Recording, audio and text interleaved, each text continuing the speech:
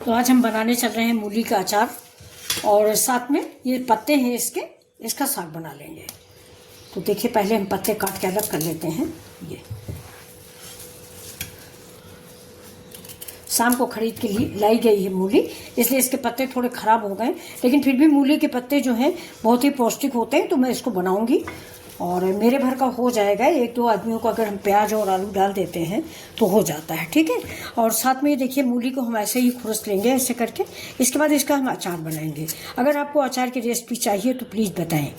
तो ये देखिए बिल्कुल ऐसे ही काटा जाएगा, ऐसे ही काट के धुल के हम इसको धूप में सुखा लेते हैं। ये देखिए बहुत छोटा छोटा पीस, ये देखिए। लेकिन अभी हम इसको खुरचेंगे, थोड़ा सा आपको काट के दिखा दिया, बस ऐसे ही पीस हम काटेंगे। ये देखिए बिल्कुल ऐसे ही काटेंगे और इसको धुलने के बाद खूब ठीक से धुलेंगे और इसके बाद इसको सुखाएंगे। तब तक हम बनाते हैं मूली का साग और इसको बनाएंगे तो आपको दिखाएंगे। ये हमारा मूली के पत्तों का साग बनने जा रहा। तो चलिए देखिए मेरे मूली के पत्तों का साग। सिंपल सी रेसिपी, हेल्दी, इजी एंड। ये देखिए मूली मेरी कट गई है, बस इतना छोटा छोटा सा पीस आपको काटना है। देखिए बस ऐसे छोटे छोटे।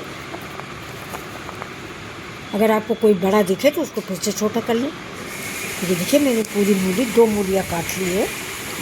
अब इसको हम धूप में रख देंगे और इसको इतनी देर तक सुखाएंगे कि इसका पानी मर जाए, यानी पानी सूख जाए।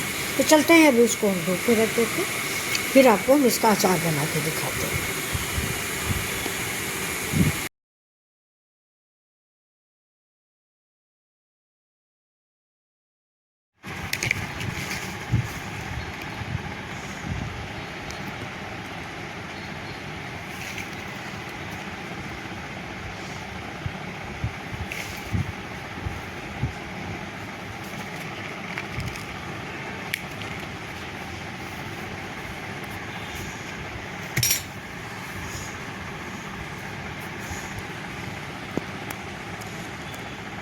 अब इसको सबको हम धूप में रख देते हैं और जब तक कि मूली का पानी नहीं सूखता तब तक के लिए हम इसे धूप में रखेंगे।